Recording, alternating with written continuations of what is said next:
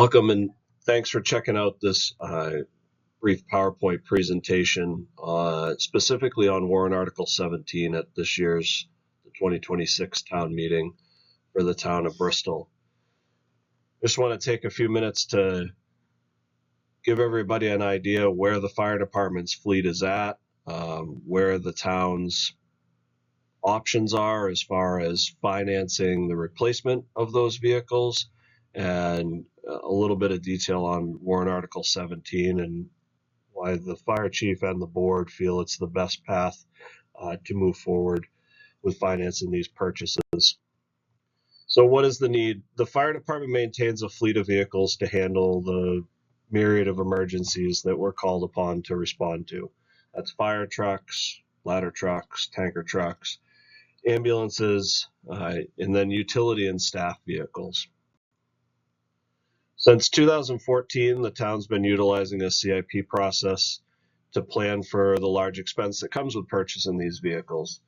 The purchase of firefighting apparatus is intended today to come from the fire department equipment capital reserve fund. Quick backstory, it was originally established in 1972. The fund at the time was established to purchase equipment for the fire department. The fund is also established to give the select board the authority to expend. Going to ambulances quickly, the purchase of ambulances is from the ambulance revolving fund. That fund was established to purchase new ambulances and is currently funded by depositing the first $60,000 in ambulance billing revenue each year into the fund. That fund was established in 2014. So while the ambulance revolving fund and the ambulance replacement has been very successful, the Fire Department Equipment Reserve Fund will not support the purchasing of firefighting apparatus. The reasons for this are really twofold. One, when this was started in 2014, we were some 15 years from needing to purchase the next fire truck, knowing at the time that we would also be shortly thereafter replacing the ladder truck and probably shortly thereafter replacing engine 4, and that not only would we need a sizable amount of money for the replacement of engine 2, but we would need more funds quickly thereafter, within the next 10 years, let's say. So during that time, the payment was deferred quite frequently or decreased from what was planned.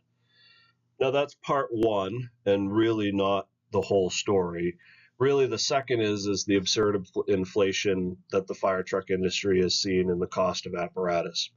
Prior to 2020, the estimated price to replace engine 2 was $550,000. The lowest bid that the fire department received recently to replace engine 2 was $980,000. Simply $1 million.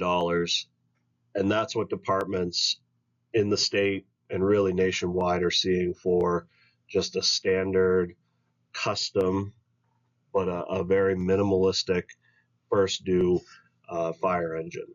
That's a 78% increase over the last 5 years. It's even more substantial when you consider that we paid $245,000 to replace engine 2, 2005, 2006 timeframe. And now that replacement is upon us for engine 2. The town is basically $600,000 short of being able to buy this truck as was planned in the CIP process. Like we said before, ladder 1 will need to be ordered around 2030, 29, 30, in that.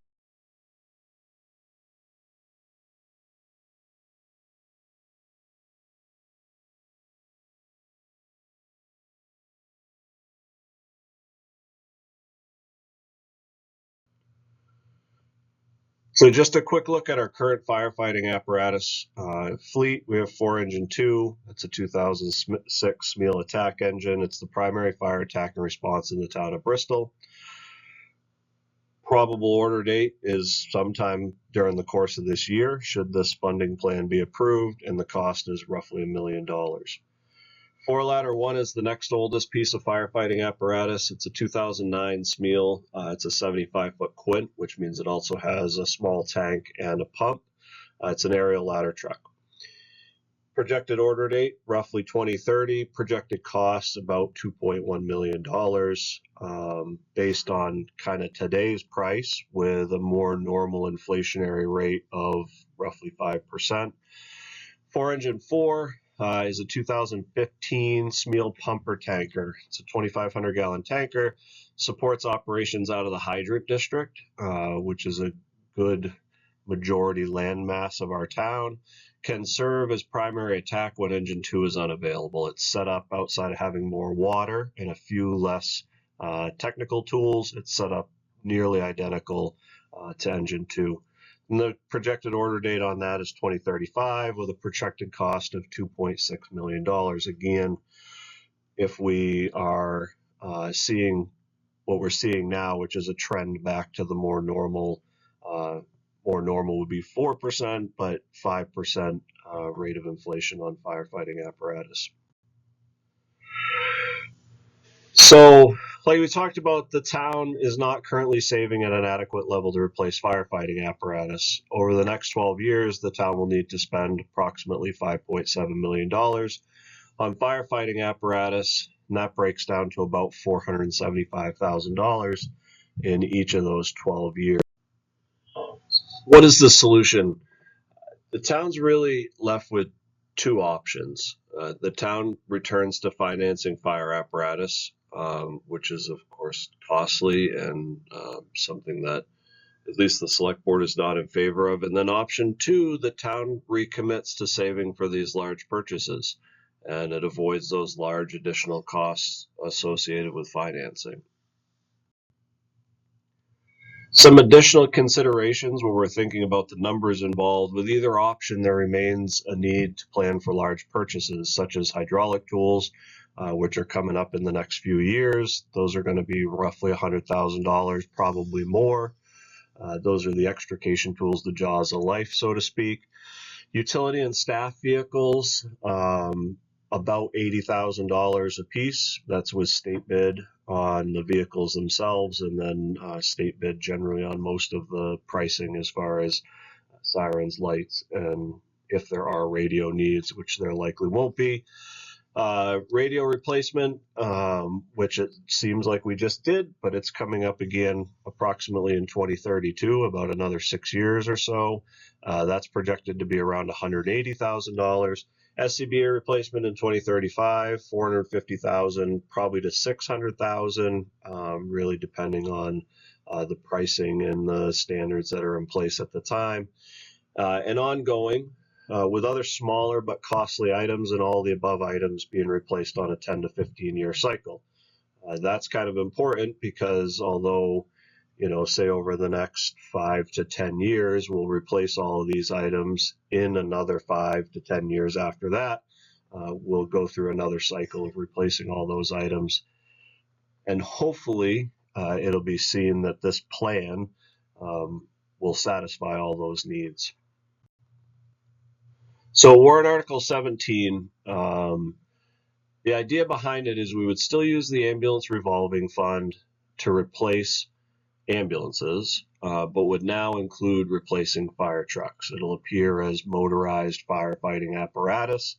That's a standard term that NFPA uses when setting standards against it. So it's kind of nationally recognized regardless of who looks at this plan or that wording.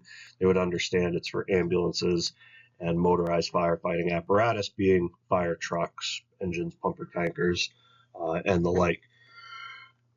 So when you break it down, the ambulance allotment of the $500,000 each year that's being asked for will go to $90,000. That $90,000 replacing $60,000 will still be factored into the EMS contracts, and we'll recoup a portion of that, approximately 40% on the EMS contracts. Billing received from those EMS contracts was $236,590 last year. I bring this up because it points to the fact that we're really in this position where we, over the last number of years, have collected over $500,000 because of those EMS contracts, which puts us into a position to have this funding stream be set aside and take care of the firefighting apparatus needs of the town of Bristol. So the fire apparatus allotment of the $500,000 each year then is obviously $410,000. That's not exactly the $475,000 that I pointed to earlier, but the difference comes from the interest earning potential of these funds. The trustees and the treasurer have been doing a great job over the last number of years with these funds, and we're seeing better returns. Well, not crazy, better returns on that saved money. So this article, it's a long-term solution to an equally long-term problem. It recognizes the success of the ambulance replacements through the ambulance revolving fund. That fund is set up now. It has been for about 12 years. We've replaced 2 ambulances since its establishment. We go through the same process. We go out to bid. We design an ambulance that makes sense for the needs of Bristol and our contract towns. And we go to the board approximately every 5 years and say it's time to order a new ambulance. This is the best price that we can get. And we can get that ambulance ordered. The ambulance industry is seeing the same lengthy time frames that the fire truck industry is seeing, whereas the fire truck industry is closer to 4 years until you get your new fire truck. It's closer to 3 years in the ambulance industry. So the other thing this does is it recognizes a known and relatively stable revenue stream generated by the fire department. They're funds that are generated by what we do, and they're pretty stable year after year. And it allows the department and the town to take advantage of knowing that that money's there and will be there for these important purchases. It realizes the advantages of a revolving fund to replace firefighting apparatus versus a capital reserve fund. I go into that a little bit more in a later slide. But suffice it to say, the way I like to look at this is that we've all been told, when we're in school that we should, as soon as we start working, save for retirement, put 10% of our check aside every single week. And by the time we retire, 60, 65, 70, whatever that age is, we'll have an ample amount of money to live out the rest of our lives on. If you do that and you have direct deposit from the time you start in the working world until you retire, and you have it set up to take 10% out of every paycheck, you kind of forget about it. It happens naturally. Maybe the first couple of weeks you say, oh, instead of getting $500, I'm getting $450, but you quickly don't notice it, and it's there when you retire. Everything's there when you need it. If you try to do that on your own, inevitably you'll come across something. Your car will break down. Oh, I got to defer it. I'll pay it next week. I'll double pay it next week, and you don't, and then ultimately you stop doing it. And that's kind of where we've gotten to, half of the problem with our current funding situation with the way we do the CRF deposits. So it changes the funds to also be used for the purchase of motorized firefighting apparatus like we talked about. It increases the amount of ambulance billing revenue to be deposited into the fund annually from $60,000 currently to $500,000. So why this plan? As we hit upon early on in the presentation, the town really has 2 options. 1, to finance, and 2, to reinvest in the savings plan that we started many years ago. So obviously, financing increased the costs.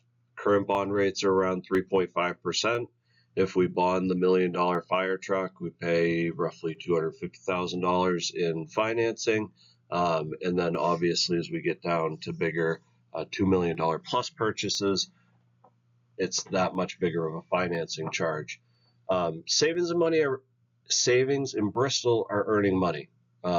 We talked about this. Recent investment strategies have meant the value of the saved money remains the same when inflation is considered. That's certainly been some of the angst with our savings plan, right? That if we put $100,000 away today and it's at bank interest, it's not the same $100,000 in 10 years from now. Well, as we're seeing rates of return that are equal to or maybe even slightly better than normal inflation, not the last couple of years inflation, but normal inflation, when we put $100,000 away, it still has the same value 10 years from now at $120,000 or $130,000, or whatever that number is. And then savings create opportunities. So if we have the funds at hand, it allows for time-sensitive purchases, specifically such as a demo truck. That's not going to be an option for Engine 2's replacement, but it could certainly be an option when it comes time to replace the latter. As opposed to spending $2.1 million, there may be some options out there that a manufacturer has a demo truck, right? Something that they've already built or are in the process of building, and we could get it for 1.8 or 1.9, all arbitrary numbers. But just to point out that if we didn't have the funds at that time, we wouldn't be able to take advantage of that. And then available funds can also save money with early payment discounts.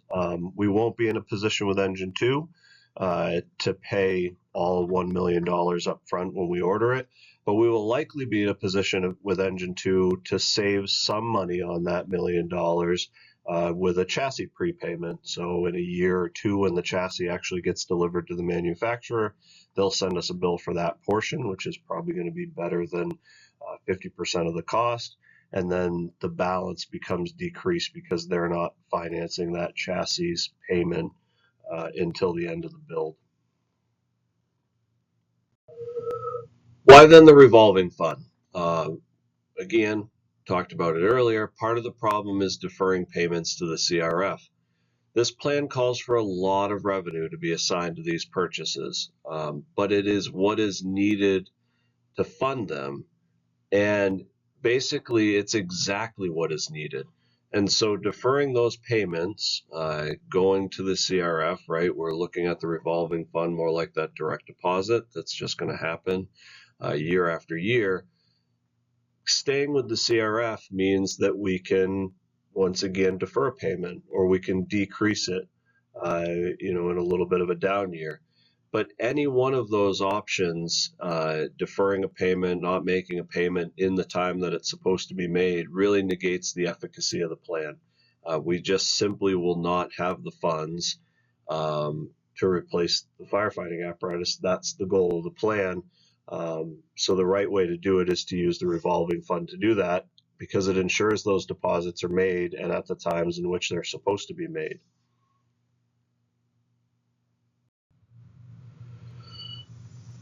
So I guess one of the other things that I look at is revenue fund is linked to revenue, and revenue is linked to performance. The department really over the last number of years has improved its billing practices and collections practices in a number of different ways, and it kind of the town says, hey, we have faith in doing this, and we know that we have to be able to perform at that same level in order to buy these fire trucks down the road. So just kind of going back through it, it changes the purpose of and increases the fund, increases funding to the revolving fund. So use becomes purchase ambulances and fire trucks, motorized firefighting apparatus. Amount, again, goes from currently 60, needs to go to 90 for the ambulances, and then the amount becomes $500,000 each year from billing. We would continue to fund the CRF, but decrease the amount. So separate from, I should say, Warrant Article 17, the warrant will still ask for a $50,000 deposit into the CRF. This allows for the continued planning for those large capital expenses previously discussed, the hydraulic tools that are probably in a 2 or 3 years time frame, the large SCBA purchase, really large SCBA purchase that'll be coming mid-2030s, and then utility vehicles, replacement of the pickup truck that we got a number of years ago on a grant, and the SUV, and then of course radios, and then a number of, again, some smaller items that have that 10 to 15 year life expectancy. It allows us to continue to make those purchases. So the costs are going to continue to rise, right? And what is the plan for that? Well, the revolving fund will continue to be funded at $500,000 a year until approximately 2035. That's probably a pretty good point at which it'll be $500,000 a year. I think based on the way this is laid out, the only change to that might be that we might be able to get a few more years at $500,000 a year. Then the fund deposit would need to be increased to $525,000 a year. Again, from billing revenue, approximately for the next 10 years. And then at some point, roughly 2047, that fund deposit would need to go to about $600,000 a year. Keeping in mind this plan's built as a 25-year plan, knowing that if we're going to replace engine 2 this year, toward the end of that plan, we will be right back to replacing engine 2 again in its lifespan. So the CRF deposit will go to $50,000 for the next 3 years, $75,000 for the following 3 years, and then $100,000 for 3 years, then $125,000 for roughly 6 to 8, 9 years after that. Let's try to take a look at the financial impact. And though this plan doesn't call for an expenditure, it does decrease revenue, which of course will have an impact on the tax rate. And so it might as well be an expenditure in that when we remove revenue that generally gets used to offset taxes, it's no longer there to offset taxes. So when you look at it, the 2026 impact would be an estimated 38 cents on the thousand over 2025's capital spending savings plan. The impact is balanced over the next 25 years of this plan, pretty balanced, and it increases only around those CRF deposit changes. And it's approximately 2 cents. So 38 cents for the next few years, 3 or so years down the road, 40 cents, 42 cents, and so on. This is, of course, in a vacuum, as always, when we talk about the tax rate, and increases in billing revenue above the $500,000 will help offset this impact. And additionally, any increase or decrease in the evaluation, as we all know, will affect the impact. So, Warrant Article 17. Again, the town needs to save or spend $410,000 to $500,000 a year toward replacing the fire department's fleet. Not only does financing cost more money, but there will be years when the town is making approximately $800,000 in payments toward fire trucks. That's with the overlay of the tail end of finance. If we financed engine 2, and then we get into the start of the financing of the latter, and then we go a couple years with just that, and then the financing of engine 4 comes in, and we're roughly, it's anywhere from mid 700s to almost $900,000 when you're looking at those latter and engine 4 payments potentially if we financed. So the fire department and select board have put this plan together as really the best way to move forward, a plan that minimizes the cost to the taxpayer. It utilizes a known revenue stream for funding, being EMS billing revenue, and uses a proven replacement program. The ambulance revolving fund has worked perfectly, exactly how it's intended, and funding it through this method, we can do the same thing with our fire apparatus and not be every couple of years going, hey, we're behind, whereas we're going to know we're right where we need to be. In closing, I just thank you for taking the time to look at this. It was certainly not as brief as I hoped it might be, but it's a big, important topic. It's $500,000 from revenue every year, at least for the next, 10 years, and a big chunk of revenue really over the course of the next 25 years. And I put it differently in a recent budget committee meeting, but I just want to say here, that is, this isn't the Bristol Fire Department or the fire chief wanting to buy $1 million fire truck because it has all the bells and whistles, or because we have a new facility that's bigger, we can fit a bigger truck. If we wanted those things, that price is not $1 million.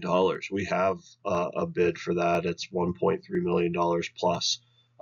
This is because this is what the cost of firefighting apparatus is. This truck will look nearly identical, function nearly identical to the current engine 2 that served us really well for the last 20 years and should serve us for the next 3, 4, 5 years until we're able to replace it.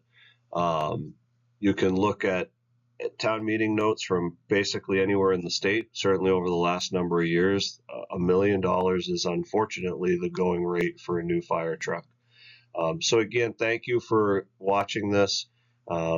I would encourage you, this is going to come out a little late, and I apologize for that, but if you can, attend the budget hearing on the 3rd, which is likely tonight, at the Barbara Greenwood Town Office Building. You can certainly reach out to myself at the fire station, at the Public Safety Building, email me, call me, stop by, look at the current fleet, and discuss any of the concerns that you have. And of course, please come to that second portion of town meeting in March, the actual meeting, and hopefully come ready to vote however you like to vote. But we would certainly encourage your vote for this as really a way for us to ensure that we can continue to deliver the level of fire protection and fire service that we've been delivering in Bristol for many, many years, and certainly over the now 20 plus years that I've been here. So again, thank you, and we'll see you at town meeting.